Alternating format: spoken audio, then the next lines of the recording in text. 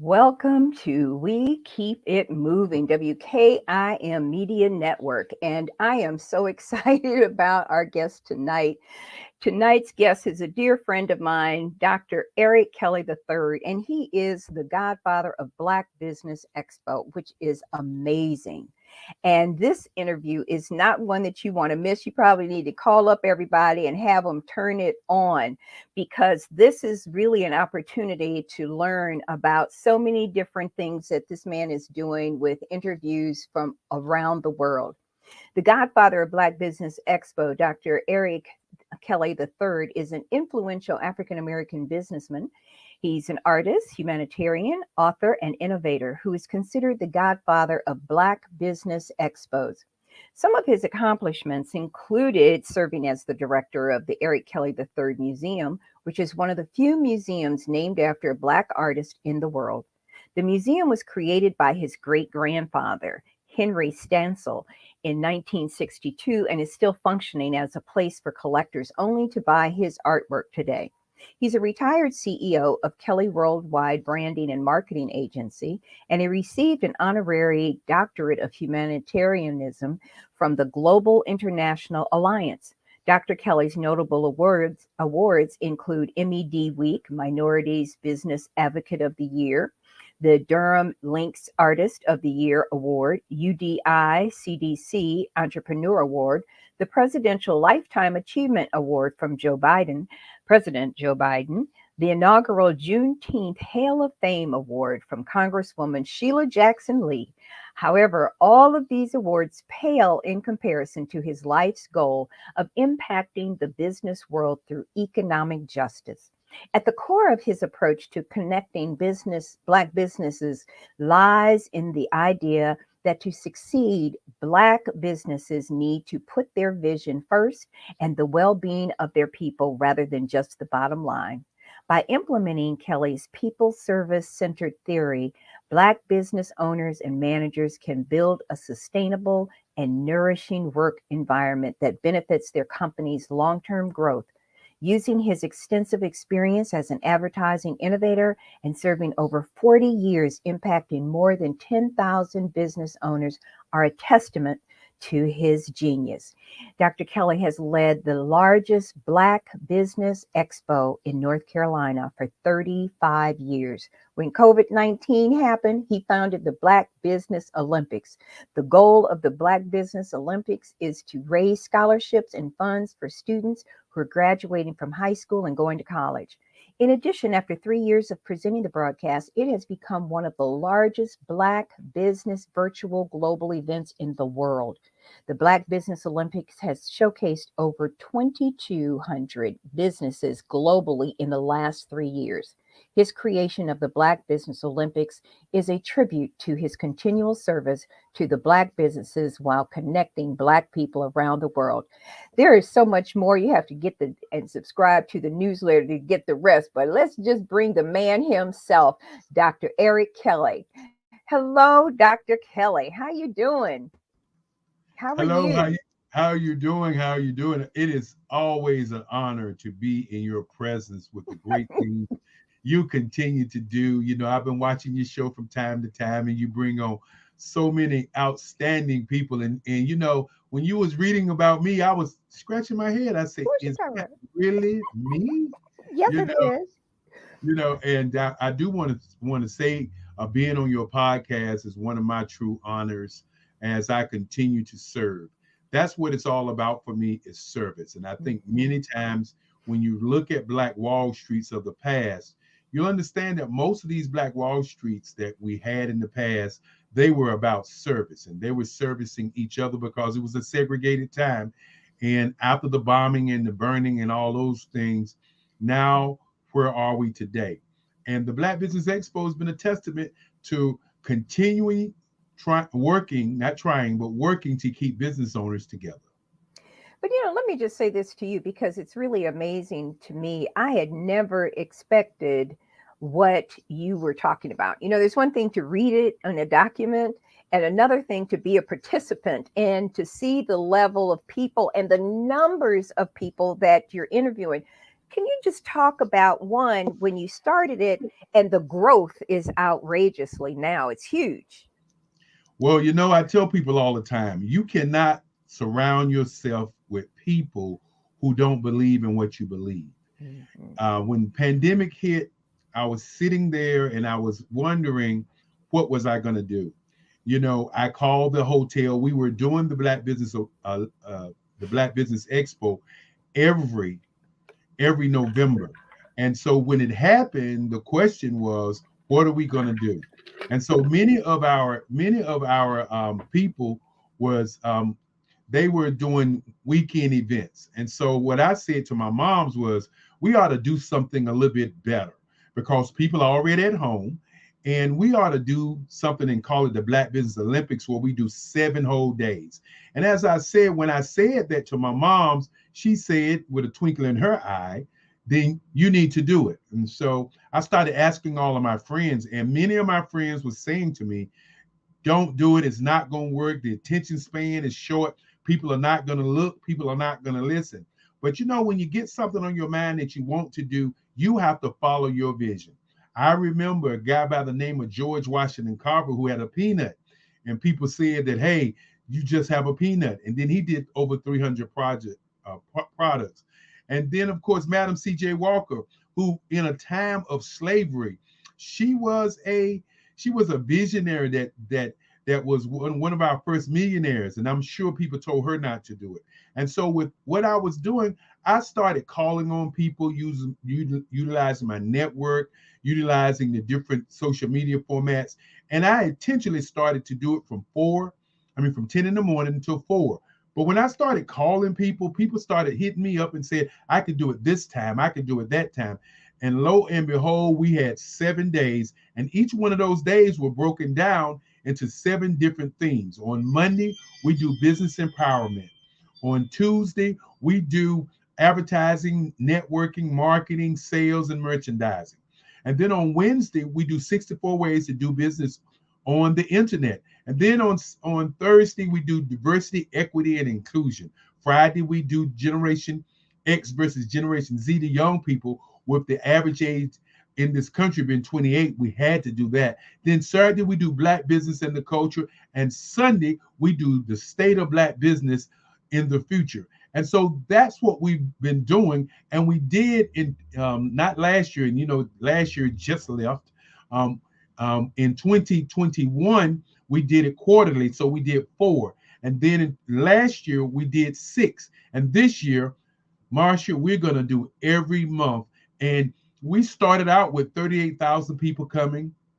Then our next one in 2021, we have 48,000, 150,000, and 350,000. And so last year, we had over 10 million people to see what we're doing. And now we're on Hulu, Roku, and several other independent streaming services all over the globe. It's one of the places where you can come, and our anchors are from Australia.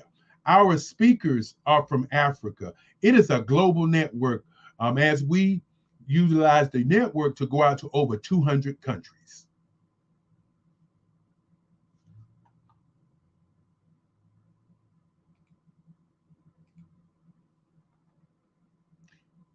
Oh, thank you. You know, it's always nice when your guest can help you co-host and play with the buttons. But you know, I think it's you know, that's what friends are for. And but it's huge. And I've been delighted in just spending time watching some of these speakers. And let's talk about that because you're always looking for speakers and sponsors to participate, but you can actually come in and talk about your business and what you're doing, or you can have a speech and want to deliver something that is obviously going to be helpful for students, for parents. You go everything from business to medicine to college to corporate to there. It's a whole array. And the thing that I think that excites me, the little country girl from Indiana, is that they're black people. Yes, These are some of yes, the yes, baddest black yes. people in the world. And you know, Marshall, one of the things that really, really got to my heart, you know, because The reason we do it is to raise scholarships for students. My mom's said back in 81, I went to school on art scholarship. She said she saw the change in me and she wanted to make that happen with other students around North Carolina. And we have some, oh yeah, we have some of the top speakers all over the globe to speak. And the level of information that they give is just phenomenal. And as I was saying before, I do a lot of Zooms during the week of the expo, and I had a Zoom full of kids. And one of the young kids asked me a question in the Zoom meeting. He said, "Where did you get all of the Black business owners?" And I had to look at him, and I felt a little sad because our kids don't really realize how many Black businesses there are. And I said to him, the Black businesses have always been there. The media doesn't cover the Black businesses as much as they cover crime and alcohol and dancing and basketball and football. And so that's one of the reasons that I really find it a great joy to be doing it. And it's huge. Too often we are in these little silos, and we know what's happening in that silo, but we don't know what the other silos are carrying. We don't know what the other silos are doing, and the impact that they're able to do in whatever they are growing inside there or hosting inside that silo. It has to come out at some point. So if Mhm. you've got a silo full of corn or you got a silo full of seed, at some point the farmer has to take it out or it will rot.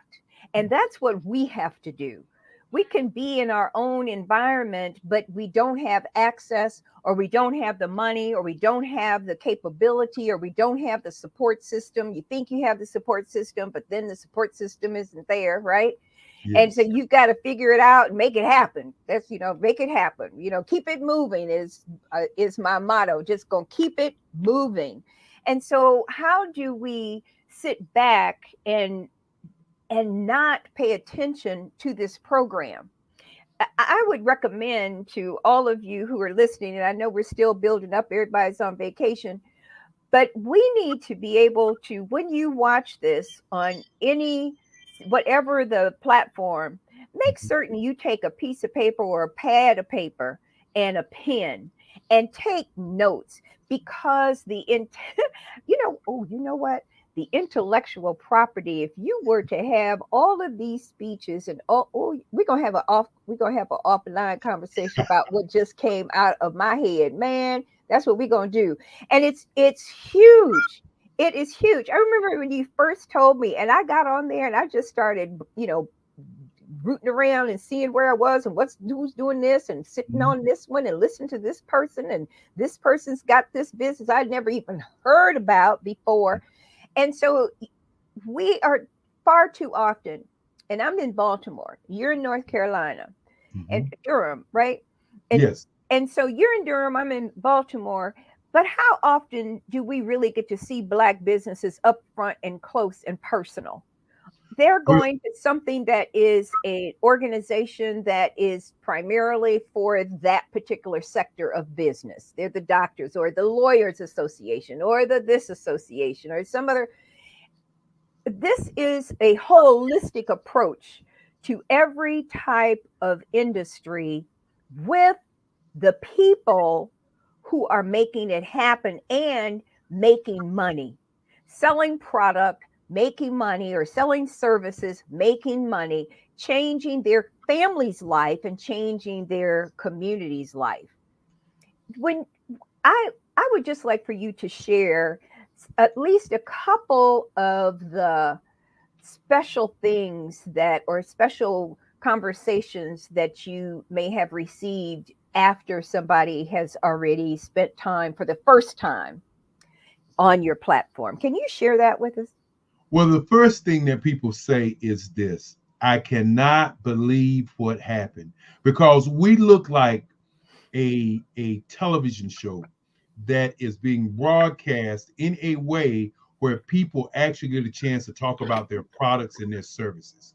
And when you begin to think about their products and services and the kinds of businesses that they do, the way it's set up is set up like a business plan. So when you begin to talk about, you need to get your pencil and a piece of paper. If you are looking for inspiration, this is an opportunity for you to listen to people who have been inspired to want to run Fortune 500 companies. When you begin to think about, okay, I got the idea. My great grandfather used to say, put the vision first. Okay, now you got that vision. Now, from that vision, now it's time to figure out what is your brand? What is your why? What is it that you believe? And so on our Tuesdays, you get advertising, public relations, marketing, sales, and merchandising all day long, which gives you an opportunity as a business owner not only to study, but to listen to people who have done it. And then on Wednesday, many of us don't have a lot of capital. And so on Wednesday, you get an opportunity to just really see how to do and market your company on the internet. And what I mean by that is you get a chance to see what really an email or a drip campaign is. You get a chance to see what your website needs to look like.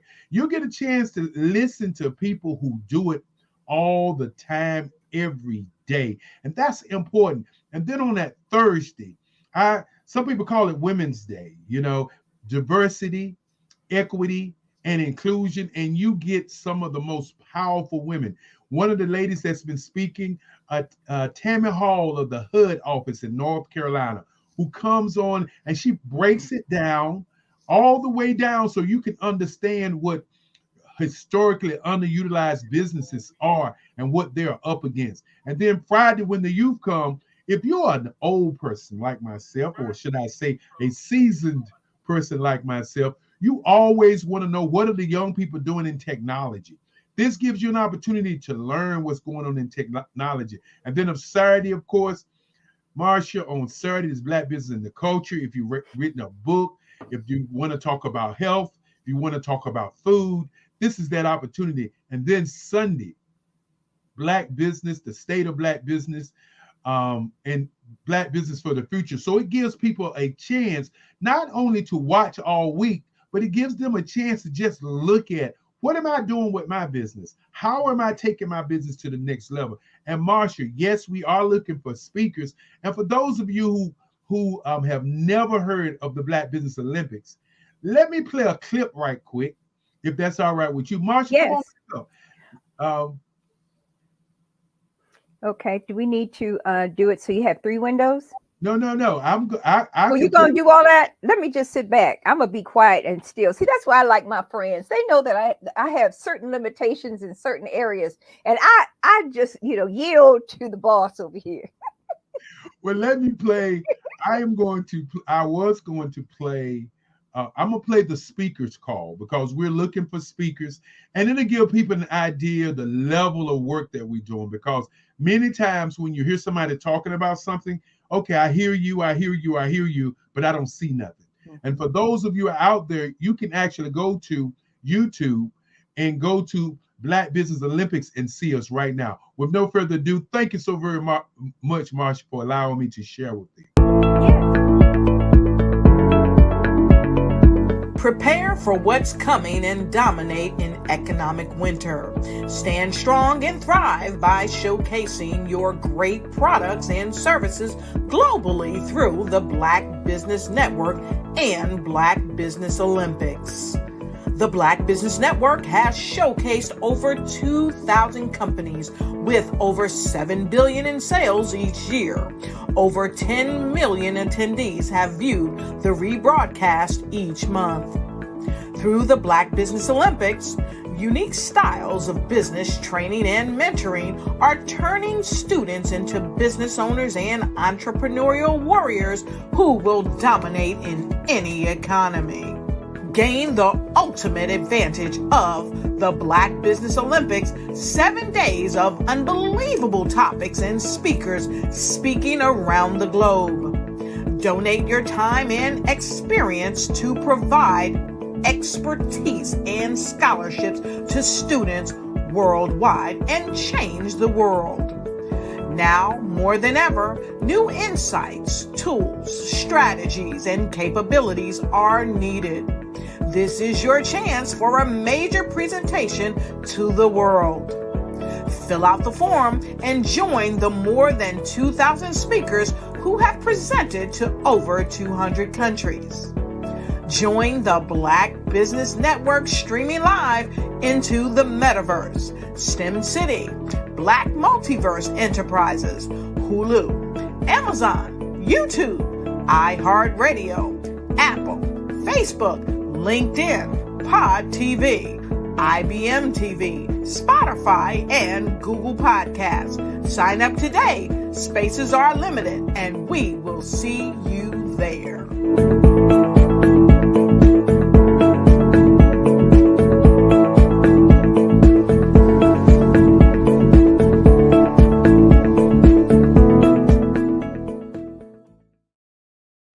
Yes, that's what it's all about, Marsha. I love it. That is so exciting. And for those of you out there who are looking to speak, you can always email me at erickelly45@gmail, or you can call the Black Business Expo hotline, which is 919-308-9090. And one of the things that I continue to say to speakers out there, many of them ask that question: how much does it cost? It doesn't cost you anything. And Marsha, when you was talking earlier, one of the things that I oftentimes want to say to people is this: we as a Black community have got to stop acting like we own the information. And what happens when we act like that, then we go to our graves with the information in our heads, which means our legacy, which are our kids, as my great grandfather used to say, if you don't value your value, then your value will not be valuable. And what he was saying is, if you don't value the kids today, then the kids are not going to be able to do what's necessary. Because if you think about it for a moment, we hear about reparations, and there were 400 million slaves here. If you, I'm not going to say when you give 400 million slaves 40 acres and a mule, and you look at where this country is now, this country would have been transformed. Right. Each one of those slaves represents over $400,000 and a brand new car. If we had that to happen to us as a Black community, could you imagine the change that we would have and the transformation of this country? Because you can go some places in Nebraska where you can see cornfield for days. You can go some places in North America where all you see is land. So I always submit to people that the Black Wall Streets that were destroyed are still here. They're just fragmented. They are just fragmented all over the internet, fragmented all over the world. And the Black Business Network gives people an opportunity to come on the network and share information all over the globe. You know, we have our people that are presenting from Australia, from DC, from Las Vegas, from Jamaica, from Belize, all the different places all over the country. You know, there are 237 countries in the world. We broadcast to over 200 of those with some 2,000 speakers who have already spoken. And by this year, doing it every month, we'll have about 3,500 speakers who have spoken, which means that there's a thirst for Black businesses. There are Black businesses all over the world asking the questions: how do I participate? And what my whole vision is to do it live 365 days of the year. And I think that's admirable and also possible because you already have created an infrastructure. One of the things that you said that made me pause in talking about, Black Wall Street and what that represented in Kansas, but what it represents around the world. Particularly with the United States in dealing with African American men and women, businessmen and women, I submit that we need to start making those, while we still hold, the internet dear, there still needs to be an environment where Black businesses should be creating our own malls, that Black businesses need to create our own Wall Streets. We need to go back to we can't let go of the internet because it's with us for forever. But there are those of us who still like to open up that door and go into the store. It's a wonderful experience. And we should have that. And I submit that it's important for us to really think about how we do that and identify the first 5 cities, the next 10 cities, where the Black Wall Street gets recreated physically as well. I sit down and I look at, we've got some Black businesses over here. I was down in this little area here in Baltimore, and it's called Fells Point. We got one little Black lady over here. We got a Black artist over here on another street. You got to figure out where we are, right? And it's a neighborhood, but we need to take over those spaces. And when you look at those buildings, and they're 2, 3, 4 stories high, if we took over and started working together in concert with one another and work strategically, we can create what we need to empower our own communities. And that's around the world. The other day, I was interviewing somebody or several people. I think I had 9 folks from the World Ebony Network. And we had people from all over the world, primarily, I'm on that board, but most of our members are from Nigeria. And there's a whole thing. Then I've got another friend. She's over there in Ghana. She has the Bluffajo, and we're going to talk about her because we're going to submit her to the program. But Bluffajo, we're sitting here. She's got a cosmetic line, Black woman. She's going over to Ghana and teaching the women in Ghana how to sell her products like Avon. Well, right? Yes, but see, that's the deal, Marshall. We have to, again, become patient with each other. Mm-hmm. And when we go into a Black business or we found out about a Black business, we need to begin to do what we used to do. What we used to do is we used to care about each other. Mm-hmm. That is the challenge that we have today, is that we watch the news media, we listen to the radio, we read the newspaper, we go on the internet, and it's always we're striking against each other and we're not pulling together. While in reality, there are many business owners all across the globe that are pulling together. Right. I'm gonna be honest with you. When I started this piece and the people were telling me it wasn't gonna work, why are you doing it? Now you're going crazy. The naysayers. I thought about Ted Turner. And Ted Turner said to everybody, hey, I'm going to do an all news network, a 24-hour news network. And everybody said, Ted, is not going to work. You country hillbilly, is not going to work. And when you look up today, every NBC, ABC, every network has a 24-hour news network. So his vision was his vision, and he kept his vision going. And so when you look at a Steve Jobs, who had the app, I think it was the iPod. He had the iPod, and everybody said, leave the phone alone, Steve. Steve said, I'm going to make the prettiest phone until you're going to want to lick the phone. And so he did. And look at the iPhone. We're in iPhone 14 right now. Now, Marshall, 14 years ago, think about what I'm saying. 14 years ago, better yet, 15 years ago, we did not have an iPhone. Right. This is how fast that things are moving in our universe as people. I said 15 years ago.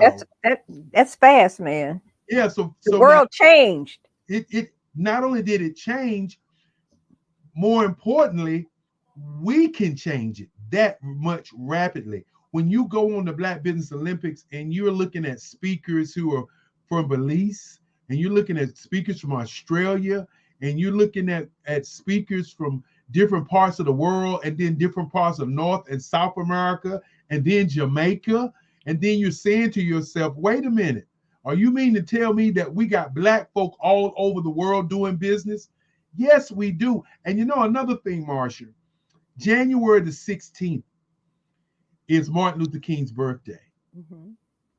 Where he was born on January the 15th, let's be correct, but they're celebrating it on January the 16th. And if you remember the Montgomery bus boycott, was 18 months. Mm. Before he was assassinated, was 18 months. It was the first time in the history of this country that money was stopped in the transportation business. And so this Monday the 16th, if Martin King was alive, I am sure he would be celebrating what we're doing with the Black Business Network, because we are continuing his work of Yeah. showing and showcasing and highlighting Black excellence all over the world. The Nobel Peace Prize was given to him for the world. And my mother was joking with me the other day. We was talking about the Black Business Olympics. And I was saying, Mama, I'm doing 365 days live. I'm doing 300, I'm laughing and joking. And then my mother says, so you going for the Nobel Peace Prize? Is that what you're doing for economic justice? I said, Mama, I hadn't thought about it, but that's something else I go for. I like your mama. As a matter of fact, I know you was reading some of the things about me, and I just today got the MLK Dreamers Award.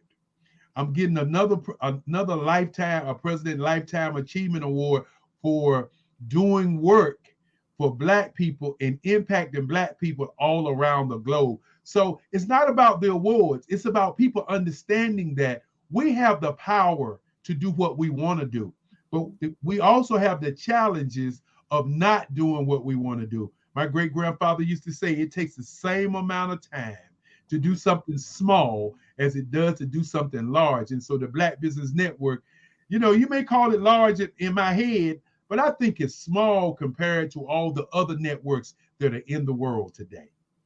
But see, I don't see it like that. I see it as being large, and I see it as being large because I'm seeing people who look like me that I've never seen before from all parts of the world who are doing amazing work that they have just put their whole life energy and commitment to changing their communities, changing their families.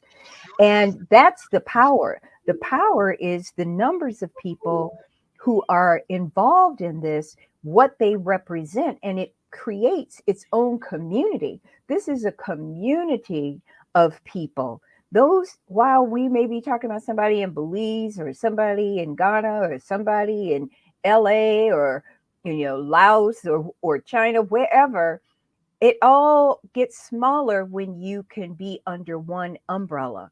When you have one roof that houses all these rooms, then now you're talking about a collective reasoning, collective bargaining, collective change, collective money, collective. When we start bringing ourselves together and get past all that other foolishness, this is how we need to be looking at what kind of business do you have? I need some services like this. Now it's an economic program. It's all part of that, but you have to start somewhere. And the conversations that you have on this platform, and thank you for allowing me to have even interviewed so many of these people. Yes. Right? That I made sure I was talking to the people that was doing the commercial, right? And so when they was doing the commercial for the speakers, right? I told them, I said, look now, y'all make sure y'all have Marsha Jews in there, because she is a revolutionary lady and she is all about Black folk all over this country. And when you begin to talk about, being under one roof, my thing is this: when other nationalities get together and do something, and then they create 20 or 30 of them.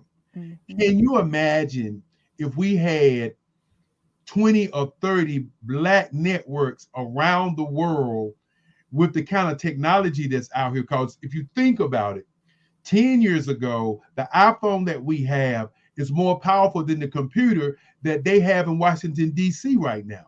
Right. And so if you think about the opportunity that we have, when you understand that the average age in this country right now is 20 in United States is 29. Mm-hmm. In Europe is 28. In Jamaica is 27. But in Brazil is 27 also. But in Africa, the largest continent is 14.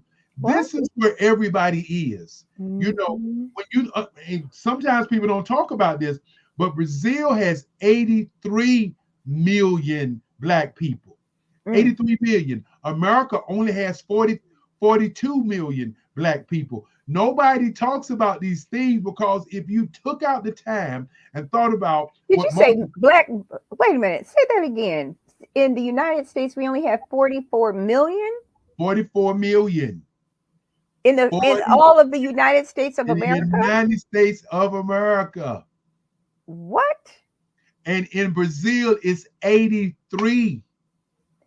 Oh, that's 83. And you know, they're having a problem that nobody talks about. And I got a lady that's going to be coming on the expo. She's going to be talking about that problem.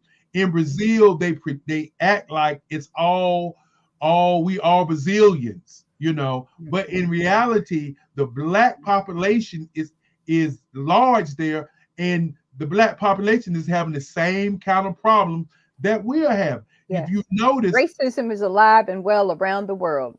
Kevin Hart is doing a comedy concert in Ethiopia. And Kevin was talking about the pyramids and how we were from Africa. And do you know that the Ethiopians, this is how bad it is. The Ethiopians said that they didn't want him to come and do a comedy show because he's coming there to blackwash their history. Wait, what? In Ethiopia? In Ethiopia. This is how bad it is. How can you not blackwash it if it's already black? It's already black. You can't blackwash something that's already black.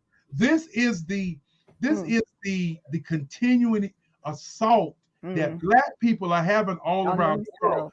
And when I talk about Martin King and Marcus Musea Garvey, who people said he wanted everybody to go back to Africa, that was the narrative that everybody in the media gave. But his true narrative was really for Black people to see Black people all around the world. That's why he had the ships. Not to just take it back to Africa, but you to see Black people all around the world. And with the internet and what we're doing, we're able to allow people to see Black folk. And when you're building a business, if you're an engineer, remember the History Museum there in Washington, D.C. was done by an African architect along with Phil Freelon, who's right here in Durham, North Carolina.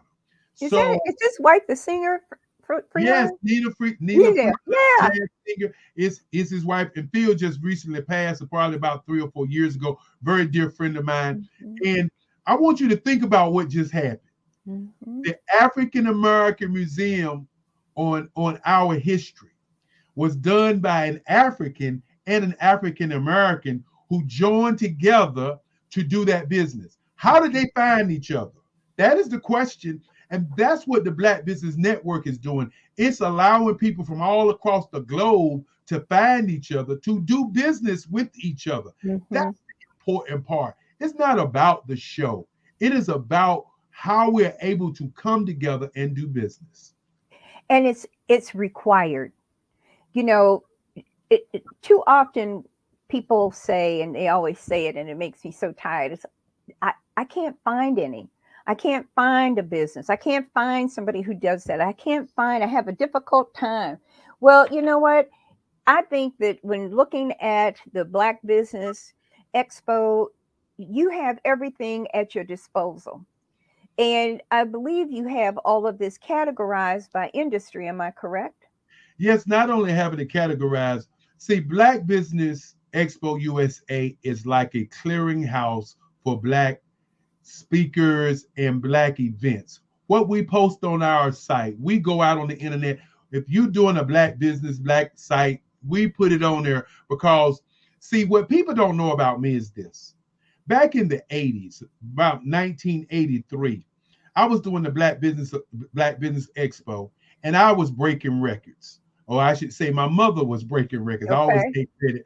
My grandmother was breaking records. And so Black Expo USA, which was the leading Black expo going to 14 cities across the country, They started the Indianapolis Expo, the Chicago Expo, the Los Angeles Expo, the one in Dallas, Texas, the one in San Diego. And their one of their founders was living in Durham, North Carolina. He came to my office to meet me and ask me about coming and working with Black Expo USA across the country. So I had a chance to go across this great nation and see Black businesses. And the one thing that I realized was I couldn't do what they could do because they were a national group. And so what the Black Business Expo USA decided to do, we understand that if you're a business owner, you don't have the money that Coca-Cola has. Right. You don't have the money that Pepsi-Cola has. And it's kind of hard to get that money. Okay, I'm sorry. That's a whole nother thing. And so if we put all of the Black events on our website, then you as a business owner during the weekend can go to these other other events and spread your information nationally. And if you continue to see some of the events, we got events on our site that are in London, that are in Pakistan. Man, we got some Black people in Dubai. And you would say, well, Eric, how did you find them? I found them the same way that they find me, by utilizing the internet. It is a powerful, powerful, powerful tool that we use. It is powerful. And it's powerful because the reality is that there are people who don't even know what they don't know. But this internet brings it all to life. And it speaks to us in so many different levels, and how we need to be working together. And, when you do that cross-pollination, everybody wins. We get so busy focused on who we are that we forget that there's a bigger picture. The mission is much bigger than our egos. And that Marsha, what you said is really a ton of bricks in gold. Us working together changes things. Mm-hmm. When they say that the weakest link is the strongest link, then all of us prosper. See, what many people won't talk about is Black Wall Street. They won't talk about Durham's Black Wall Street.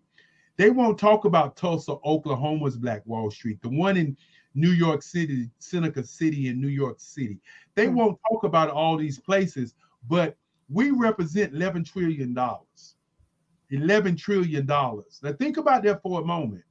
If we represent $11 trillion and we continue to take that $11 trillion and spend it with other people and don't spend it with ourselves, who's going to perish? Yes. We're going to perish. And so we got to begin to understand the importance, not only to work together and pull together, but more importantly, to love together. That's where that line is. When you see a rapper rapping about killing and you watching these rappers and thugs and all of these things, and we're not loving each other, then that's where the crack in humanity is. Humanitarianism is my lifeblood. And I just only wish that we as a people would understand how important it is to love each other, because at the end of the day, no matter what it is, we all are humans. My grandmother was a humanist, and she used to say when I was growing up, you got to treat everybody like they are a human being. Yes. We all bleed, we all die. And more importantly, we all strive to be great. And the greatness of each other changes it for all of us. And there's greatness in all of us. And we have to accept the greatness that is within. And too often we get so busy being busy and sidetracked that we don't even realize what we have to contribute, not only to our community, but to the world. And where we are now looking at this 1, 2, 3, now we have millions of viewers looking at this expo that didn't even understand what this was really all about. And now I'm sure that, they're waiting in line trying to get a slot to do something, right? Well, not only that, in listening to you always take me back into time, because my grandmother, think about it for a moment. My grandmother said, I want you to do a business show to bring Black businesses and white businesses together so that they can do big business. That's what she said. She was a negotiator for the AFL-CIO. She was the Black woman that worked in the plant, in the cafeteria, that would go into the meetings and convince the corporation to give a 10-cent or 15 or quarter raise, and then she would go into the plant and convince the Black people to take it, and then say, we're going to get it one step at a time. We can't get that $3, $5, not $10. Tomorrow. That's right. What we're going to do is, if y'all just allow me to keep talking to them, I will keep negotiating and negotiating. And so think about it for a moment, Marsha. Here it is, 2022. Okay. Her 2023. legacy, excuse me, 2023. Yes. In 1981, she said, let's bring Black businesses and white businesses together. And here we are in 2023, and my mother is still at the helm, and I am still pushing that same envelope of progress to bring Black business and white businesses together. Just because the name says Black Business Olympics or Black Business Expo, the color of freedom is green. So, say it again. The color of freedom is green. So we have companies and corporations who are targeting Black businesses who can come on and sponsor what we do. Marsha, I know both of us have been talking for quite some time, but I want to know, could we take probably about a 6-minute break and honor those speakers who spoke in November? I would love it. And just for the viewers to actually see the kinds of speakers that we've had over the course of I would say over the course of the last 3 years. These are the speakers that spoke in November. And if you're a speaker, this is the kind of stuff that we do for you. And with no further ado, thank you so very much, Marsha Jews, as we go to another commercial break. It's about 6 minutes. So for those of you who don't know, I'll probably get some water while this goes on.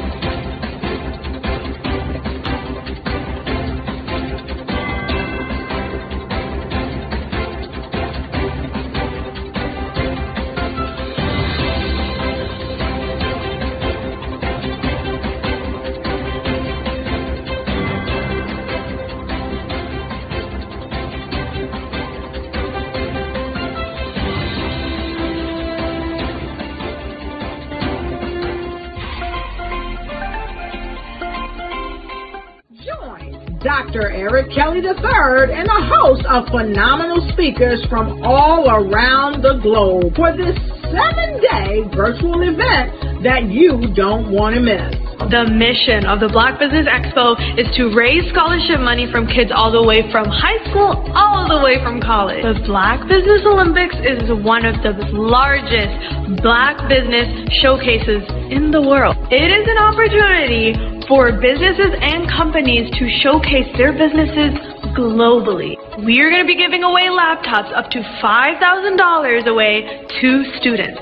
Again, I'm Olivia Appleberry, the founder of 2 Cents Finance and one of the speakers for the expo. I am so excited to see you there. For more info, go to www.blackbusinessexpousa.com or call 919-308-9090 and hope to see you there.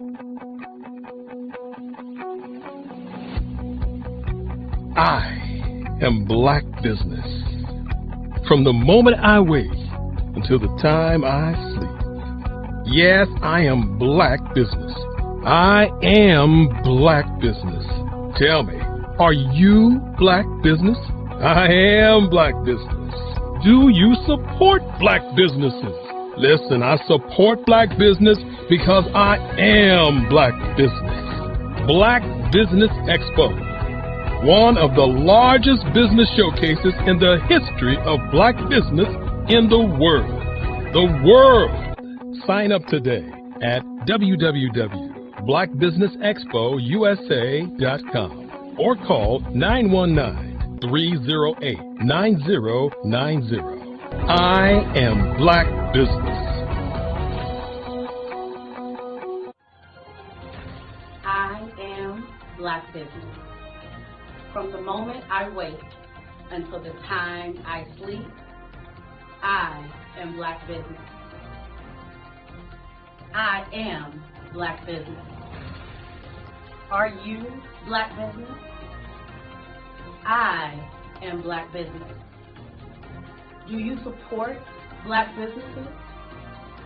I support Black business because I am Black Business. Black Business Expo, one of the largest business showcases in the history of Black America in North Carolina. Sign up today at www.blackbusinessexpousa.com or call 919-380-9090. I am Black Business. I am Black Business.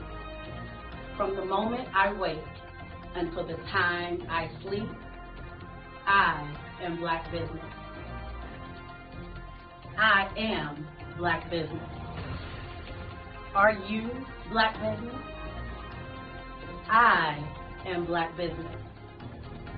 Do you support Black businesses? I support Black business because I am Black Business. Black Business Expo, one of the largest business showcases in the history of Black America in North Carolina. Sign up today at www.blackbusinessexpousa.com or call 919-380-9090. I am Black Business. I am Black Business. From the moment I wake until the time I sleep, I am Black Business. I am Black Business. Are you Black Business? I am Black Business. Do you support Black businesses? I support Black business because I am Black Business. Black Business Expo, one of the largest business showcases in the history of Black America in North Carolina. Sign up today at www.blackbusinessexpousa.com or call 919-380-9090. I am Black Business. Join Dr. Eric Kelly III and a host of phenomenal speakers from all around the globe for this 7-day virtual event that you don't want to miss. The mission of the Black Business Expo is to raise scholarship money from kids all the way from high school all the way from college. The Black Business Olympics is one of the largest black business showcases in the world. It is an opportunity for businesses and companies to showcase their businesses globally. We are going to be giving away laptops up to $5,000 away to students. Again, I'm Olivia Appleberry, the founder of 2 Cents Finance and one of the speakers for the expo. I am so excited to see you there. For more info, go to www.blackbusinessexpousa.com or call 919-308-9090 and hope to see you there. I am Black Business. From the moment I wake until the time I sleep. Yes, I am Black Business. I am Black Business. Tell me, are you Black Business? I am Black Business. Do you support Black businesses? Listen, I support black business because I am black business. Black Business Expo, one of the largest business showcases in the history of black business in the world.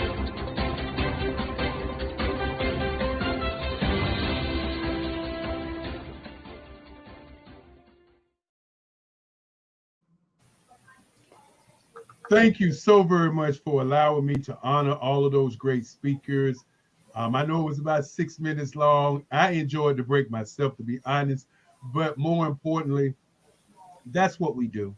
Yes. You know, we talk to speakers all over the globe, and we give them a platform for them to share their excellence. And you know, it's really, it's just amazing to me when I think about, you know, the relationships that are being built by the many people who have been on the expo. And as I have said, you know, we want to do 365 days. And you know, last week a friend of mine said, how do you expect to do that? And I told him, I said, look, what you don't understand is if you do the numbers and you could do 24 hours live and you give each speaker 1 hour in a 12 months period. In other words, if you're a speaker and you get 12 months at, let's say, 1 o'clock, and every month at 1 o'clock, you're able to build your digital footprint. Mm-hmm. It only take 1,800 people to do a 24-hour, 365-day live network. And I told that person, I say, and the funny thing is, we've already done it. We've shown people that we could do 2,200. So that means that even though we did it over a 3-year period, if we were to move it and have each one of our speakers to do an hour, just like having their own television show. Right. If they would, just like you have your show, you do it every month. I mean, every Tuesday. Let's imagine if we had 1,800 people just doing a 1-hour show. Guess what? We would be able to not only communicate with each other, but if something happened in our community, we'll be able to talk about it. Right. Right. So you're saying that people could come and do interviews just like we're doing now, or they could have a round table, whatever that slot is. They're bringing information from their part of the world and then from their community and their organizational relationships. Not only that, they're able to connect with people that they don't know. Yes. Last month, this is just very interesting. Last month, I had my anchor, or the lady who was introducing the speaker.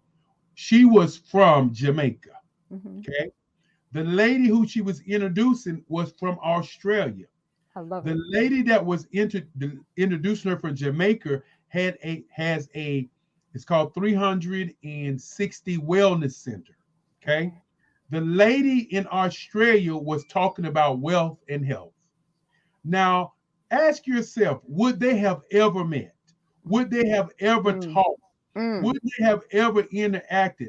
Right. That is the power of what we're doing, where you as a business owner, are you in Las Vegas, and then you're able to reach all the way to Africa and talk to somebody who's doing something similar. When you said that you had 9 interviews of people and that you're on the board, you know, Yes. those 9 interviews need to happen during the Black Business Olympics. Yes.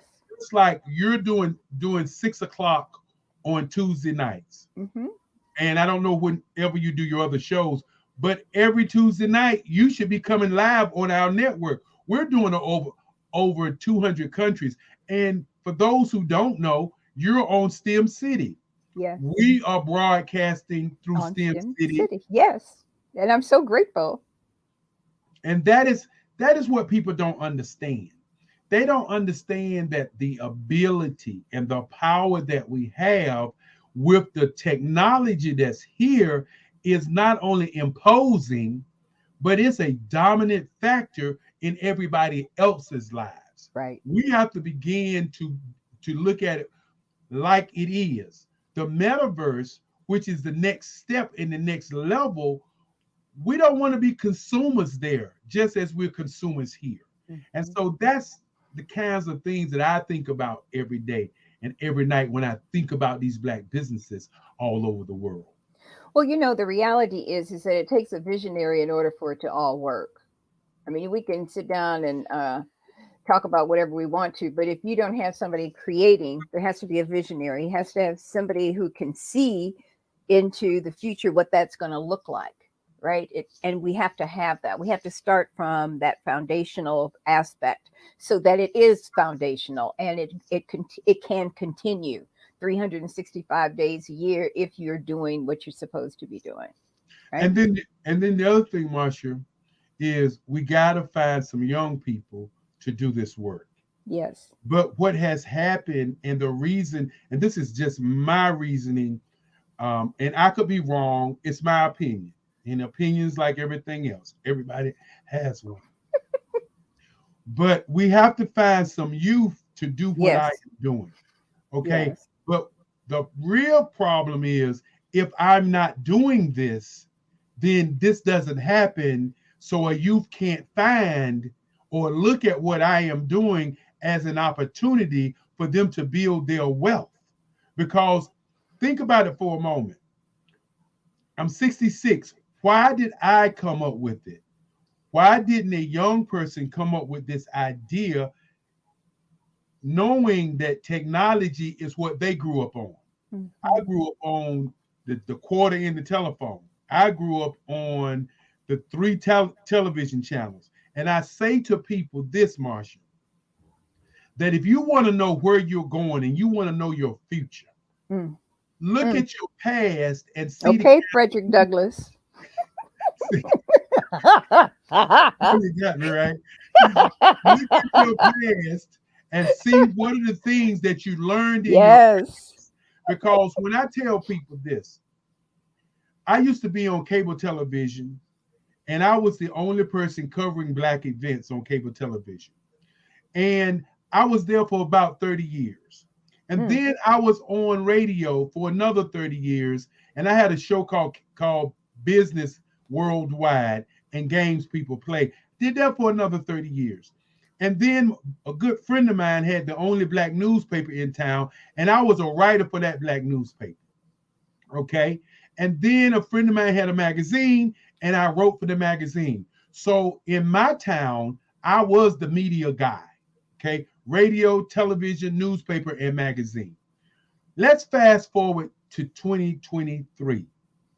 What am I doing right now? I'm doing television, something that I learned in those days. I'm doing radio with Spotify, something I learned in those days. I'm doing magazines for all the speakers, something I learned in those days. And it seemed like it's easy to do. It is, because I was prepared for this journey to get to this moment. And I think many times we as a people, we are doing and following the follower, and we're not thinking about, okay, what are the skills that I have? What are the tools that I have? As I said before, I am an artist. The business piece came because of my grandmother. And I get tired of people saying stuff like, study one thing, learn how to do that one thing, and be the best at that one thing, and you can be wealthy. Well, the wealthy people on this planet have 6 or 7 income streams. That's what the wealthy people have, 6 or 7. We got removed. No, I hit the wrong button. I'm trying to do you by yourself, and I hit the wrong button. Don't leave thing. me out here because I'm getting ready to wrap it up. The rich people have 6 or 7, income streams. Why is it that we're always talked to do one thing? So the business acumen that I have and the art that I have, and of course I'm a scientist, a poet, a singer, dancer, all these other things. And I say to our young people, don't listen to what people say. We hear the word writer's block, right?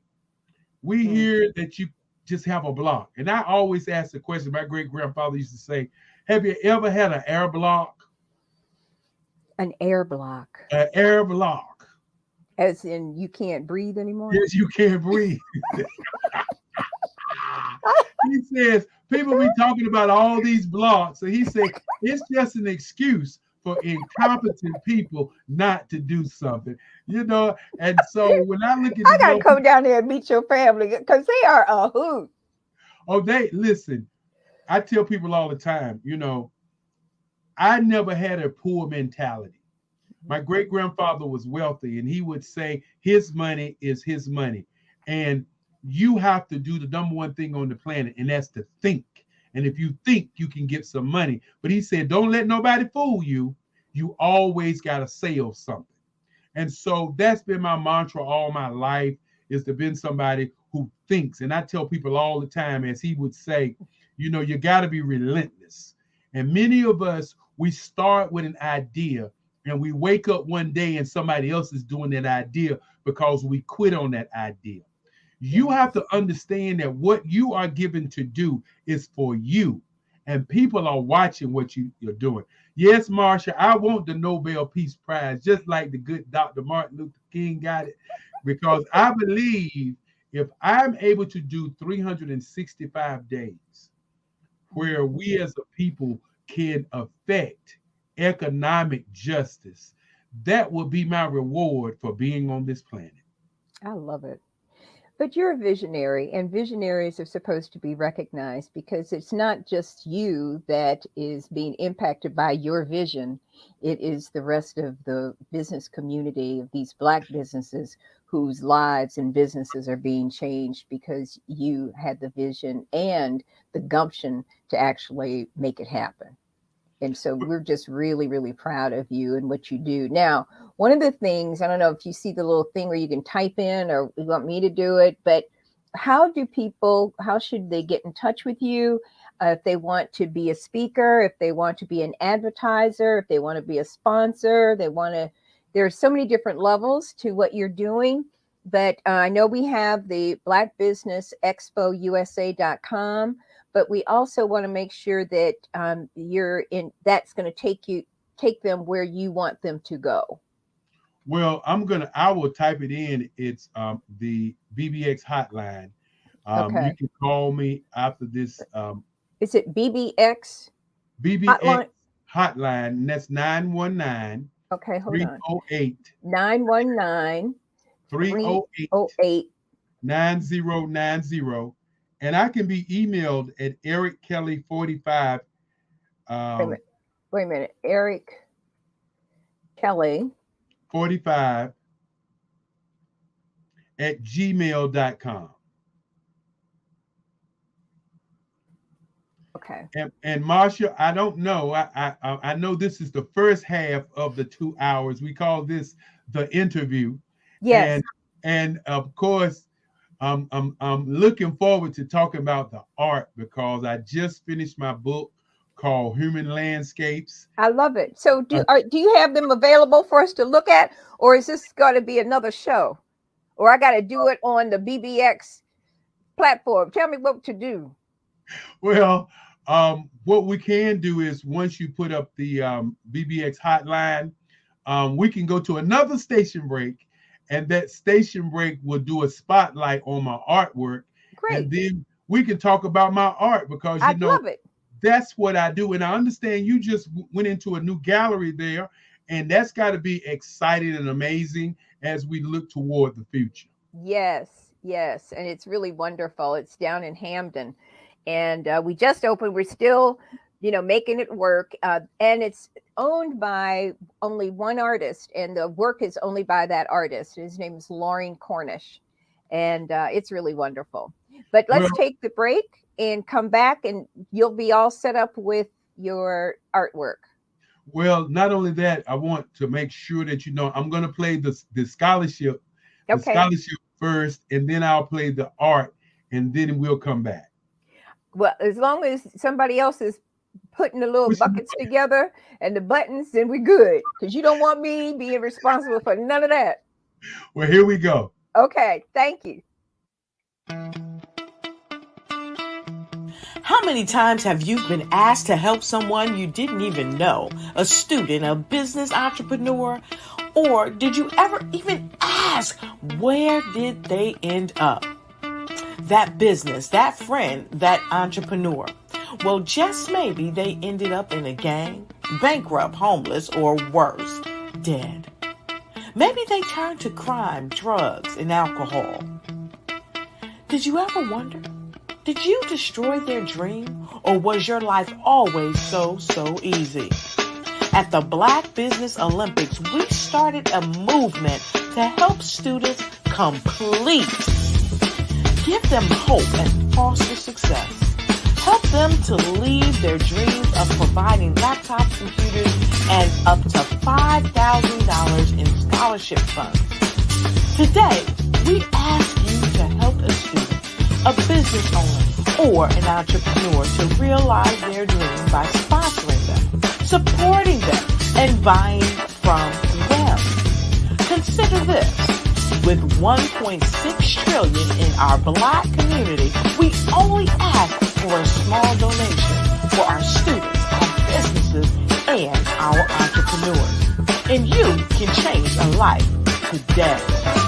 So I ask you, what are you going to do? Sit on the sidelines and watch our students in high school be leaving, miss out on their dream from lack of resources? Or are you going to donate to the movement and change their future and yours as well? Give us a call today at 919-308-9090. Change their life by investing with action to the Black Business Olympic Fund. The Black Business Olympics, one of the largest business showcases of Black business in the history of the world.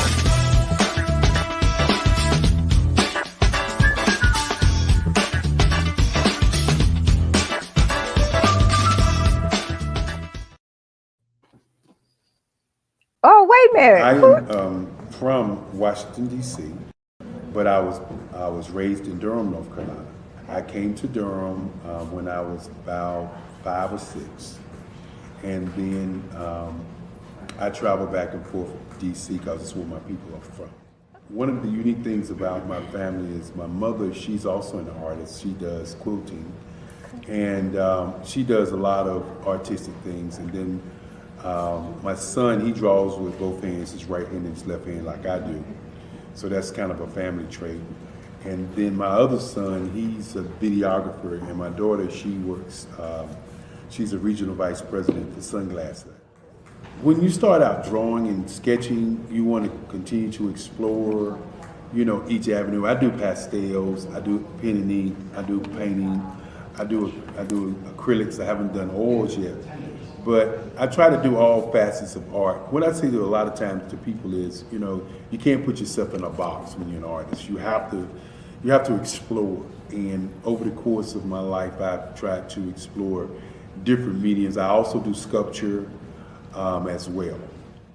I choose my subjects by the intensity that they have in their faces or the intensity that somebody is moving, because I do more than portrait drawings. I also do I do abstract, and then I do figurative drawing also. Well, what happened in this particular show is that I started out trying to come up with something that would be a little bit different than what everybody else is doing.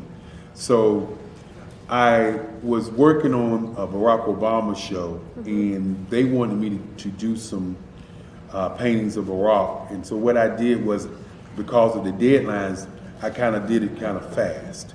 And then I realized when I was doing it fast, I enjoyed it. And so then I started doing other pieces the same way, and I started to enjoy those pieces also.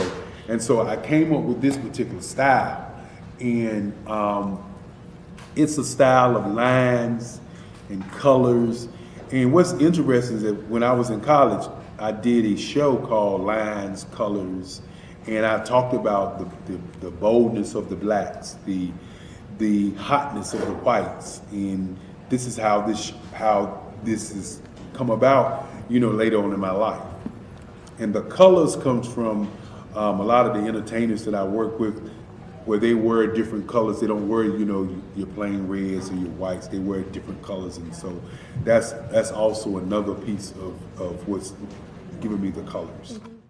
The subtitle of this show is Faces That Speak Life.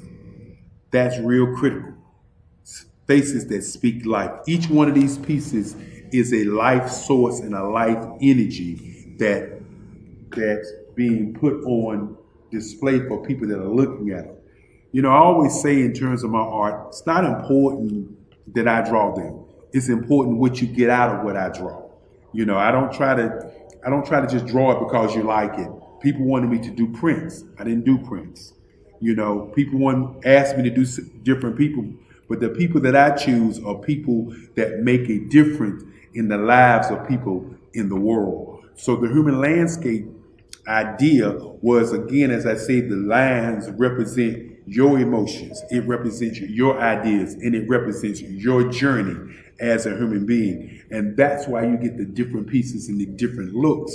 And as you notice, I try not to do one look that looks alike another look. And that's what's the most important part of this show.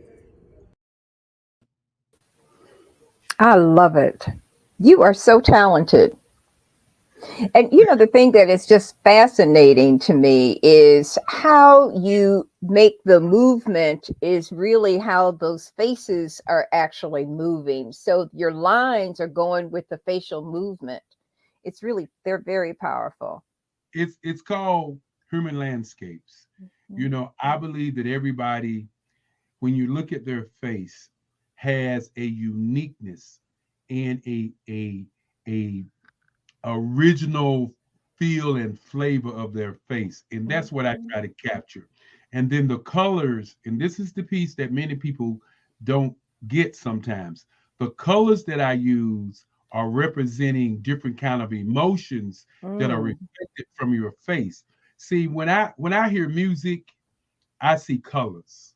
When I'm quiet in my quiet time, I see colors. And so what I work to do is to create something that's going to give us a feel and a flavor of of how I feel about that person. And in that video earlier, I was talking about how many people wanted me to do several different kinds of pieces of and several different kinds of folk. I choose people that I think are not only relevant, but people who are doing things that really matter. I have pieces. I got Malcolm X. I got Muhammad Ali. I got Tyler Perry. But none of these pieces look exactly like them. They're not portraits that are copying them. They are the human landscape and the fiber and the flavor of those folk. And so that's pretty much what I do. And this style that I'm doing is an original style. And I'm just glad that I get an opportunity to talk about my art. Well, and your art is fascinating, actually. For you to be able to pull out and give those distinctive lines around the eyes and around the mouth, and it just brings it almost into like a three-dimensional piece of work, right? Mm-hmm. And And the so, other so how did you get to that point where the lines became important? Was there something that occurred for that? Because it's enunciating every feature that they have. Well, if you live in Durham, North Carolina, the thing that you're under is the shadow of Ernie Barnes. And so Ernie Barnes, for those who don't know, is the guy who did Marvin Gaye's Sugar Shack on the front cover. He's the guy who drew for Ernie Barnes, and he is a world-renowned artist. So if you live in Durham, you're going to hear about Ernie Barnes. I, when I first started drawing, Ernie Barnes was not the guy that I emulated. The guy I emulated was a guy by the name of Charles White. Yes. Charles White out of Cleveland, Ohio, but later went to Los Angeles to study. I was on tour in college, and I went to, I think it was the 200 Centuries of African American Art or African art, one or the other. And I walked into a room, and on that room was this giant mural. and I was on tour with the art department here in North Carolina, and my art teacher, Mr. Carlisle and Mr. Mason, and I was just like blown away because what people don't realize about artists, they have their own distinct fingerprint. When Yes. they draw something, that's what it is. It is their fingerprint. It is their life's energy being put on that canvas or on that piece of paper. And I stood there and looked at this giant mural, and my teachers were saying it looks just like your work. And at that moment, I even have another thing that's really interesting. When I was in college, I was working with Donald Byrd in 125th Street. I was the choreographer for the 125th Street Band, and they have an album cover where Charles White did a little lithograph on that album cover. And I was doing a sculpture piece, and the sculpture piece was the same identical flavor as the album cover. The album cover had a guy looking up into the sky, and I was doing a sculpture piece of me actually looking up into the sky. And so that whole Charles White flavor and energy has always been in me. And so, with that being said, I wanted to try to figure out how I could do something that was not Ernie Barnes and that was not Charles White and was not Michelangelo or Rubens and all these other guys. And I studied the market. I looked at what people were doing. And as I said on the video, I had to do 45 Barack Obamas. And so I had to do some paintings real fast to add to the show. And that's how this all came about. And once it came, then I started going in deep because I've always been the guy with the pencil. My son says I cheat when I use pencil. He says it's not fair. And what I tell people all the time that many people don't know, the first apparatus or the first thing that I got when I was like 4 years old in church was an ink pen. And even today, it's something about that ink pen. I think it's that if you make a mistake, you got to start over a flavor, but it's something about that ink pen to this day that I truly love. And so these lines that you see are lines that are shaping the energy of the emotion that's coming from that particular piece. The piece that you see behind me now is called Smile. And I utilize the yellow and the purple. I mean, it's not purple, that color is fuchsia, and the red and the light green to bring out the happiness and the tones that people feel when they're smiling. And for those who actually get a chance to see this piece, her hair is actually a darkish green. And so it is what I do. I love it. I got 3 pieces that I'm finishing for my book, and the name of my book is Human Landscapes, and it's going to be on Audible, where you can actually see that book. And I do have a gentleman right now who's taking my work, my catalog, and he's creating a video, and you're going to be able to hear me speak. I mean, hear the words being spoken about who I am, what I've done on a video while you're watching it. It's back in the and I talk about this sometimes, but back in the 80s, I did quit school. I quit school because all of my teachers that I came to see went on to white schools because there was more money. I was upset because I chose them because they were the best Black artists in the country. And so when I quit school, I was in Birmingham, Alabama. And while I was in Birmingham, Alabama, I was dancing, and I created something that was similar to the music video. And so when I moved back to Durham to go back to school, I started doing filming. And so with me doing filming, I started filming my work. And so I've held on to my catalog for over 50 years. And with that catalog, I'm able to showcase art that's being done by me. And I hate to say by me because, some people would say, well, Doc, you're talking about your work, and I'm sure you love your work. Yes, I love my work, but the most important thing about my work is when I can give joy and glory to those who see it.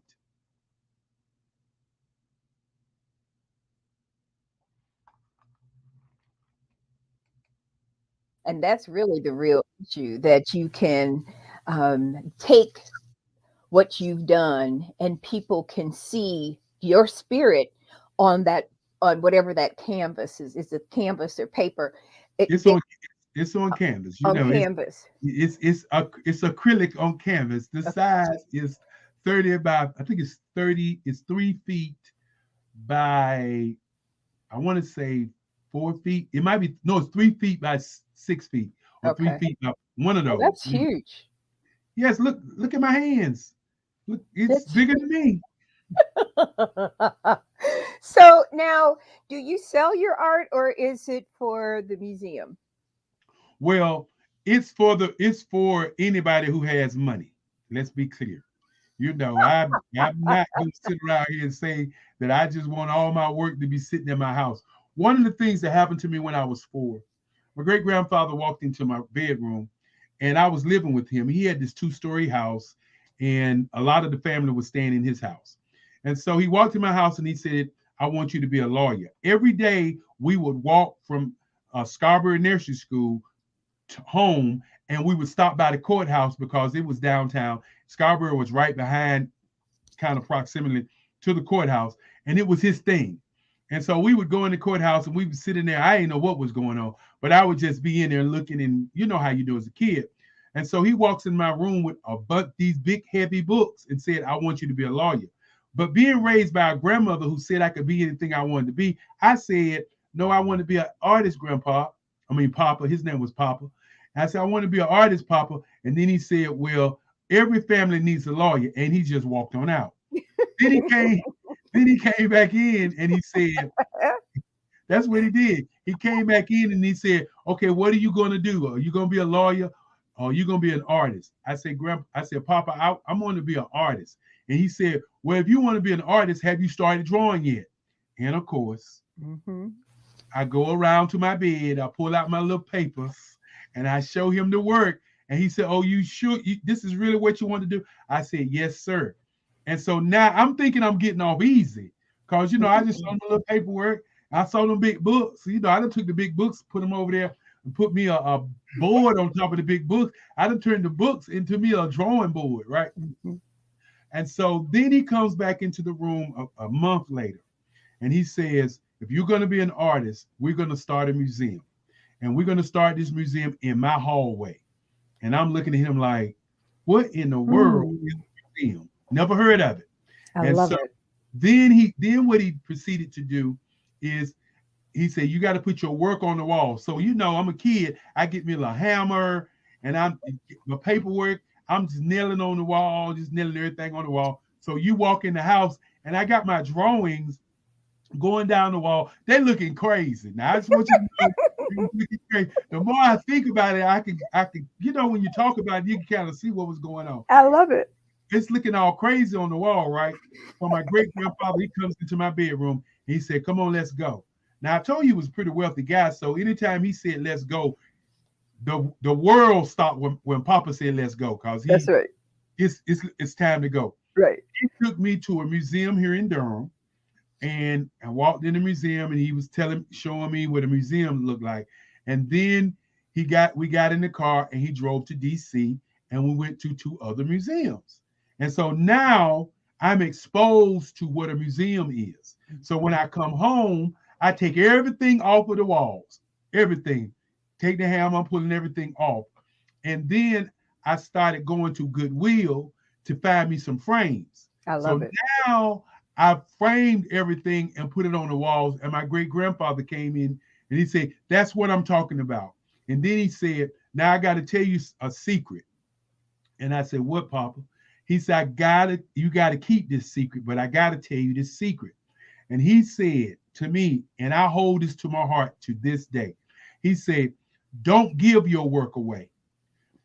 Do not just hand it away. He said that sell only to collectors. He said collectors will buy it, collectors will protect it, and collectors will preserve it. He said when you give your work away to all these people that's going to like your work, they're not going to know where it is. They're not going to care about it. And this is the secret that I want you to keep.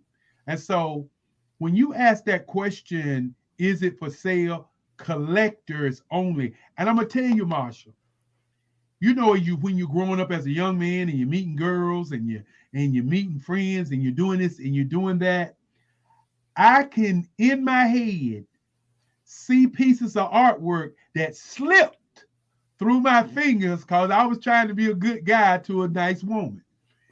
There was a piece that I did. I'm telling you, there was a piece that I did.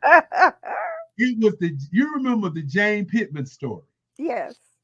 Okay, so the Jane Pittman story was they Miss had this Jane Pittman. Yes, Miss Jane Pittman. And they had this poster in the newspaper, and it was Miss Jane Pittman sitting in a rocking chair down with a tree, a big tree up over her. She was sitting in the shade, and in the tree, there were three different faces because when you saw that movie, it showed you Miss Jane Pittman from when she was a young lady to a middle-aged lady and an older lady. Okay, it was in black and white. I took pen and ink and I drew that picture. Oh my goodness. And so I met this lady who was a good friend of mine, and she said she just loved that picture. And so I took it to her house so that she could have it. Girl, I have not seen that picture since. and another piece I did on Donald Byrd.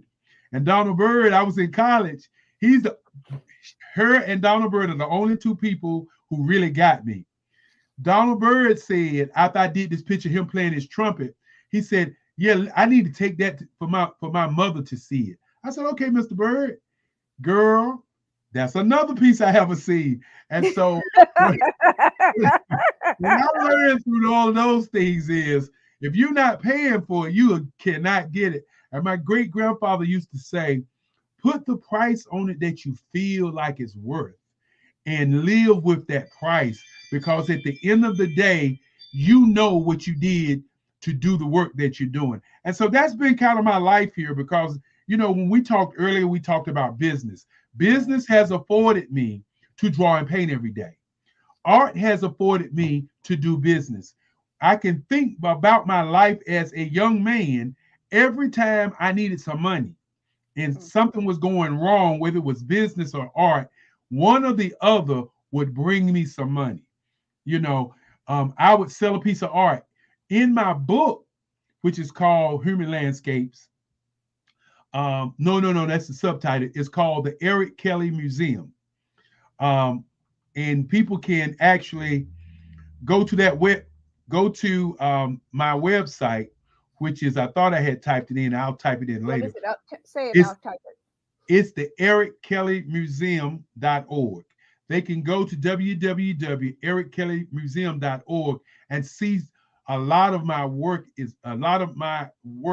for the last 10 years is there. Because this style that I created is a new style.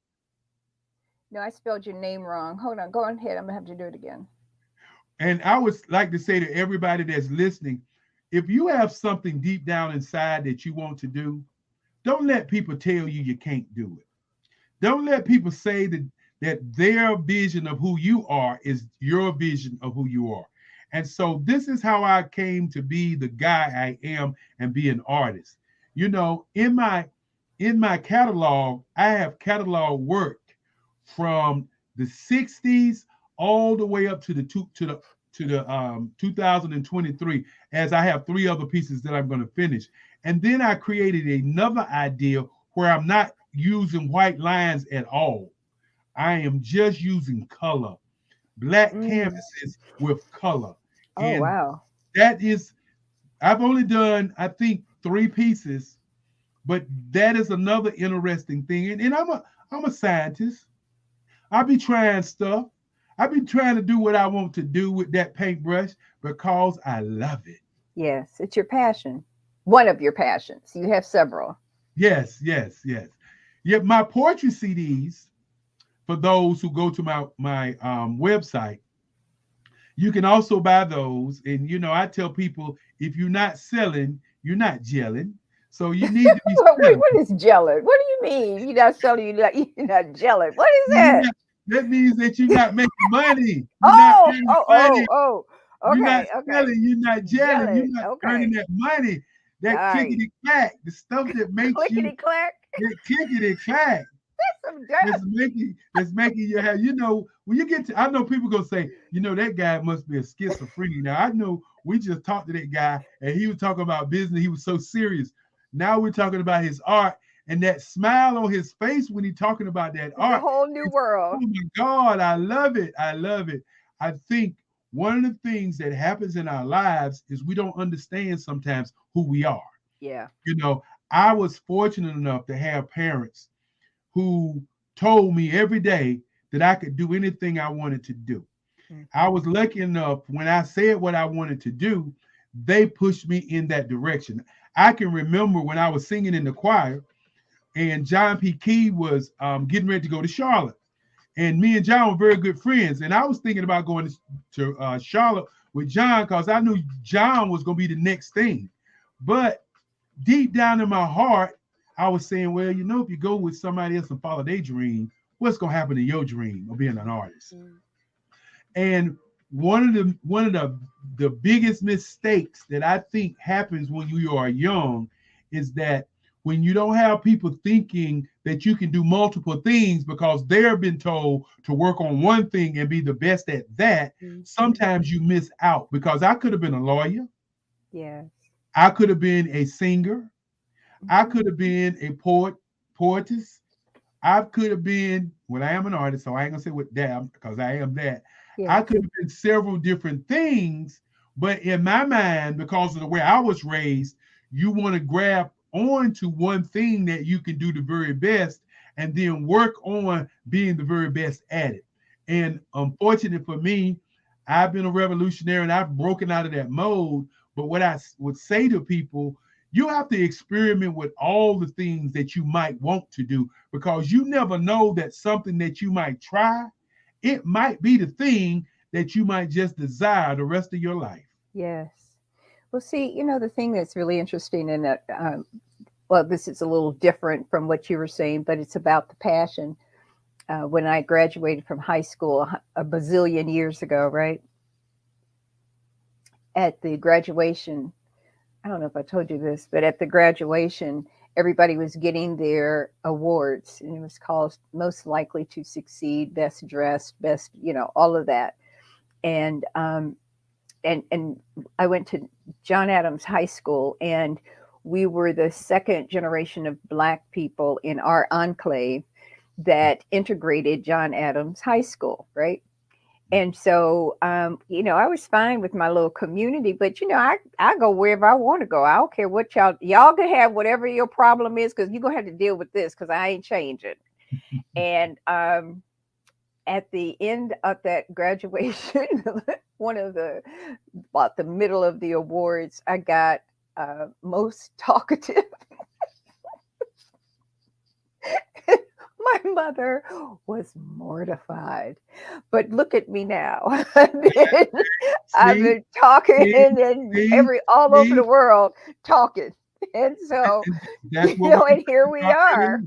That's what we were talking about early on. You were being prepared for this moment in time. Yes, Because if moments such as these. Yeah, if you had a being recluse, or if you was shy and said, well, that's not really for me. I tell people all the time, you don't know what's for you. Yes. You think you know what's for you, don't know what's for you. Think about it for a moment. Right. The guys that invented the airplane, they had a bicycle shop. They didn't have no airplane shop. They had a bicycle shop. Who would have thought that the guys with the bicycle shop was going to be the guys that invented the daggone airplane? Isn't that something? But You it know, was so the movement that they liked. there you go. There you go. And that's what I say about what we do these days. Yeah. You know, sometimes we allow other people to tell us what our vision is and tell us who we are. Sometimes we follow the followers, and sometimes we just don't give back and serve each other to figure out how can we serve each other to help them get where they're going. Mhm. You know, I remember earlier today when me and you was talking and you was asking me for information and asking me for information, and all the while you was asking me for information, I immediately started working on information because I'm an advertising guy and I understood what you needed. I know you didn't have time, so I said, well, let me do my part. That is what Yes, we as it's Black people teamwork. do. It's We teamwork. begin to understand when you do stuff like that together, Mhm. it makes it better for all people, not just Yes. Black people, but for all people. That's exactly right. That's exactly right.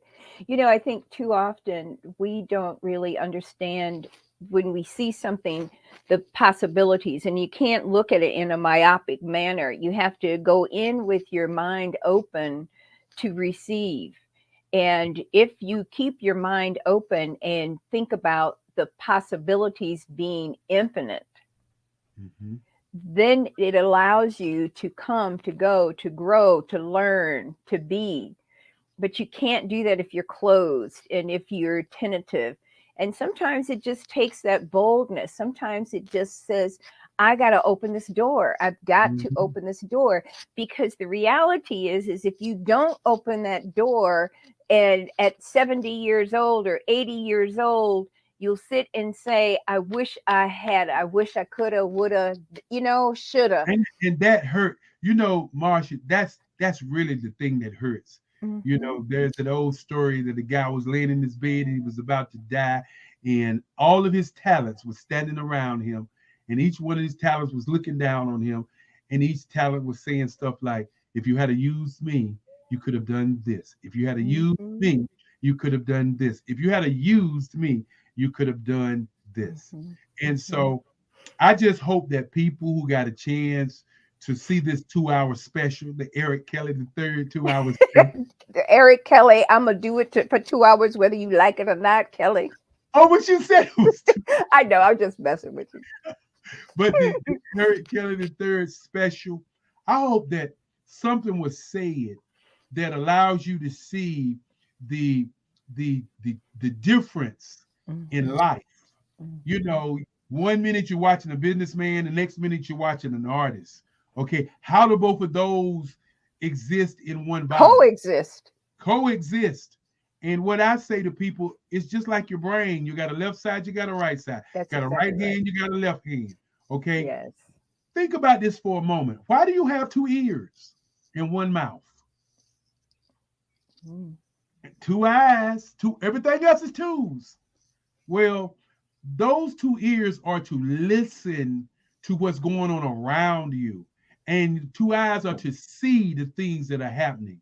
And that one mouth is to express what you feel, what you see, and what you're going to do to change the lives of people around you, not yourself.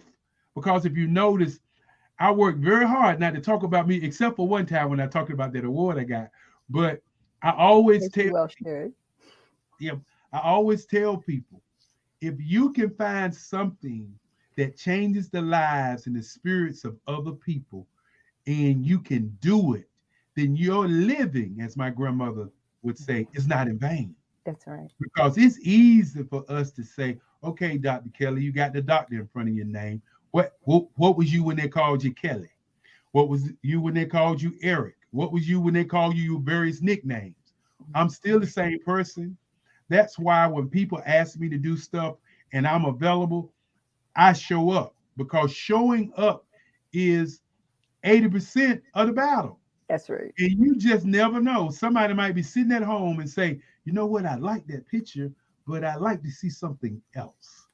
And when you see my catalog, Marsha, as I was saying earlier, that Yes. catalog is pretty extensive. So I Oh, got great. anything that you anything that you like. I probably got something in there for you to choose from. And if I don't, I think that one of my talents is sitting down, listening to what you're saying, and creating what you're thinking about. Mm-hmm. I believe that's what my talent is. I use that both in business and I use it in art as I do visionary strategy meetings with business owners so that we can identify what their vision is. I'm not in it to work, but if we can identify your vision, then we can look at the number 1, 2, or 3 person in your industry that's doing what you're doing, and then we can mirror what they are doing and kill all the mistakes that you're going to make because you want to be cute and you want to do it your way. And so that's one of the things that I've always been able to do. So when you look at this piece over my shoulders, I'm not going to tell you who is my model for that piece, but the model for that piece is a very famous young lady. She plays the piano, and that's all I'm going to give, because I don't want nobody to say, well, you drew this picture of me, it's a likeness of me, and so you need to pay me. See, these are the kinds of things that we've turned into. But what I've done is I have not given any names. So right, and we'll not do that on this show. I would not do that ever. So you don't know if that's Sabrina. You don't know if that's Shirley. You don't know if that's and I don't want to know. I just like her. She looks good behind you. Well, I tell you what I am going to do, because you've had me on your show. I am going to make some prints and I'll send you a print. Oh, well, thank you very much. I'd appreciate that. But I want us to focus on the fact that you have all of these beautiful pieces in your own museum in Durham. Isn't that correct? Yes, indeed. Yes, indeed. We've shut down since COVID-19. Okay. But we do have the Eric Kelly Museum, and in the Eric Kelly Museum, we have tons of artwork. Okay. I would say we probably have over 2,000 pieces of artwork. Wow. Yeah. When I say this to people, they don't hear me when I say this. I got a catalog. I have pieces that I did in high school because I followed my great grandfather's legacy. I followed what he said. Now, you think about it for a moment, Marsha. Say that I'm this talented artist. Yes. Okay. And I drew every now and then because I like to do it and it's a hobby. Mm-hmm. And while I was doing it, I'm giving pieces of artwork away to people because I'm not respecting that the work is valuable. Right. Okay. Let's say somebody knocks on my door and want a piece of my artwork or want me to do a show. Okay. Would I be able to do a show? No, because I haven't done any work. I've taken all the work and given it away. Okay. That's what my grandfather was saying to me back in 1960. He was saying, look, protect the work, save the work, sell to collectors only. Put the price on that you feel like it's real. And so that's what I did. You know, this piece behind me, you can't get it for less than $30,000. You know, people are like, what? Hold on. A man that died by the name of John Basquiat sold a piece $110 million. He did. Yes. And I say to people, and his sisters are still handling their business. Yes. But this is the thing, Marsha. Can you go back to 1992 when he did that painting? So if I got pieces that were done in 1992, what is the value of those pieces? Yes. You know, that's the part that people don't want to talk about because everybody wants to say, well, you know, it's art and you know, you're going to be a starving artist. That's it, telling people that you're going to be a starving artist. And I didn't want to go this route, but I know we got a few minutes. I want to say this. I was told that I was going to be a starving artist when I got to college. My instructor was a failed artist. Wow. Who was a teacher, and he was my counselor, and he told me I was going to be a starving artist. And he convinced me, or better yet, I convinced me after hearing that so many times that I was going to be a starving artist. So I changed my major to advertising because he told me advertising, I could write my own ticket. Okay. But I didn't listen to him totally because I never stopped drawing. But once you get older and you understand that if every piece of artwork that I've ever drawn on a piece of paper or anywhere, if I sold it for $1, I would have been a starving artist. Mm-hmm. Think about that for a moment. Right. The fact that, see, I tell people sometimes everybody is not a leader for you in your life. And sometimes leadership is bad leadership. Yeah. Because I look at everybody can't lead. And so I look at my life and I look at all the work that I've done and I think about the stuff that I've done. And I have only one regret, and that regret was not understanding that if you're the number one artist in your space, you have an art scholarship, why would you move toward another space and do that? Sometimes we listen to people and we follow their leadership. But fortunate for me, I did not follow that leadership to the point where I said, I'm not going to draw and I'm not going to paint, and I'm going to create my own style. And fast forward to the day I did that. So no matter what happens at the end of the day, I am just so elated and so happy that I got the opportunity to live this life and do the work that I've done. And all of your good work speak for you. And thank you, Eric Kelly. Thank you. And so when does the Business Expo, Black Business Expo kick off? Well, it kicks off January the 16th through the 22nd. Okay. Dr. Martin Luther King's birthday is the first one. We're doing 12. I have the dates for all of them. So for those who see this broadcast, all you got to do is pause it and go back. I'm going to give you all of those dates before I get out of here. Okay. And then, of course, February the 14th through the 19th is the second one. March 13th through the 20th is the third one. April 17th through the 23rd. Wait a minute. You're moving to, I can't type that fast. March what? Oh, I didn't know you were typing. Yes, March I'm typing it. 13th through the 20th is the second one. I mean, the third one. Okay. April 17th through the 23rd is the fourth one. May 22nd through the 28th is the fifth one. June 19th through the 20th is the sixth one. Then in July, yes, in July 17th through the 23rd, August 21st through the 27th, September 18th through the 24th, October 16th through the 22nd. October 16th through the 27th. 22nd. 22nd. All right. 16th through the 22nd. And then November the 13th through the 19th. November 13th through the 19th. And then the big December, the 11th through the 17th. 11 to the 17th. I think I messed up something here. May, June. I got to add. June is from June to what? 19th through the 21st. 21st. I mean, the 20th. Excuse me, the 20th. 20th. June 19th through the 20th. And then July is the 17th. Hold on one second. July. Wait a minute. Hold on, babe. July is the 17th through the 23rd. Yes, indeed. Okay.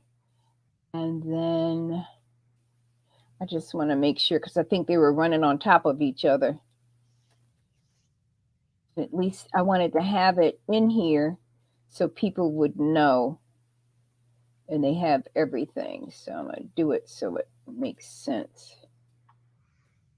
And then there, it just went on its own. But I think that all of the dates are pretty close together, so they'll figure it out. All right. So any other last words? They can get in touch with you through Eric Kelly Dates up? Museum.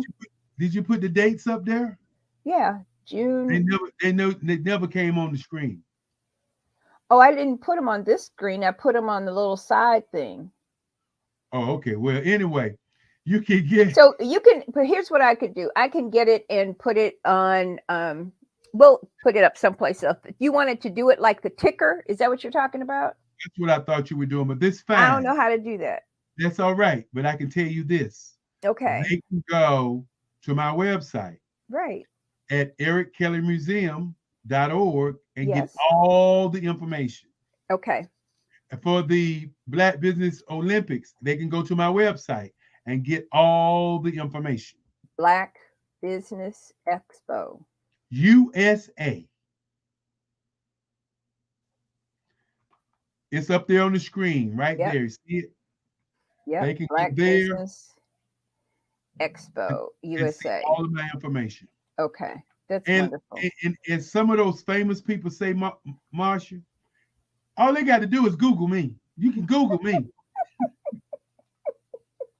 If you Google me, it'll take you over here or over there, around here, around there, but it'll take you to me wherever I'm at. All right. So this is also .com, correct? The museum is Eric Kelly. Okay, go ahead. Eric Kelly Museum is .org. Black Business Expo USA is .com. Okay, very good. All right, sir. So we will be in touch with you to get all of the lay of the land. Go up to your website and contact folks is all up there so people will know what to do and how to work it out and get involved and make certain you reserve your space to speak. You need to be a speaker. And then you've got a whole advertising and sponsorship package going on too. So they can do all that. Yeah, we have all of that. I just didn't want to go in, my lawyer was talking to me the other day. I know we about out of here. And he said that, sometimes when we tell everything, it gets a little confusing. Okay. We do have sponsorship packages for companies and corporations who do want to sponsor. We have day sponsorships and we have title sponsorships and all of that good stuff. But I didn't want to just kind of break that stuff down. Just want for those who are interested in what we're doing to give us an email or give us a call. And I just want to say to you, Marsha, thank you so very much for allowing me to come on your platform and have a conversation with you about my life. And I'm grateful that you took the time out of your busy schedule, because this is a busy time of the year for you, to sit down and not only share your vision, but to show us what the culmination of that vision has meant for the world. So thank you, Dr. Eric Kelly III. And thank you, Marsha, the beautiful one, Jews. All right, baby. We'll see you on the other side. Yeah, genius is coming. Genius is coming. And I'll see you on the other side. All right, baby. All right. Thank you all for paying attention tonight and taking the time to watch and actually send folks copies. The link, you can get the WKIM Media Network YouTube. Go up there and you can take the link and show it and share it. Of course, get in touch with me if you need to, and so we can talk about how to get you involved in some of this stuff. So I think you all know how to get in touch with me, but we're going to put WKIM Media Network at Marsha Jews at Gmail. So thank you so much for spending time with us and hanging out. We really appreciate it. And we'll be back with you next week with yet another incredible guest. This is Marsha Jews for We Keep It Moving. Thank you. Prepare for what's coming and dominate in economic winter. Stand strong and thrive by showcasing your great products and services globally through the Black Business Network and Black Business Olympics. The Black Business Network has showcased over 2,000 companies with over $7 billion in sales each year. Over 10 million attendees have viewed the rebroadcast each month. Through the Black Business Olympics, Unique styles of business training and mentoring are turning students into business owners and entrepreneurial warriors who will dominate in any economy. Gain the ultimate advantage of the Black Business Olympics, 7 days of unbelievable topics and speakers speaking around the globe. Donate your time and experience to provide expertise and scholarships to students worldwide and change the world. Now, more than ever, new insights, tools, strategies, and capabilities are needed. This is your chance for a major presentation to the world. Fill out the form and join the more than 2,000 speakers who have presented to over 200 countries. Join the Black Business Network streaming live into the Metaverse, STEM City, Black Multiverse Enterprises, Hulu, Amazon, YouTube, iHeartRadio, Apple, Facebook, LinkedIn, Pod TV, IBM TV, Spotify, and Google Podcasts. Sign up today. Spaces are limited, and we will see you there.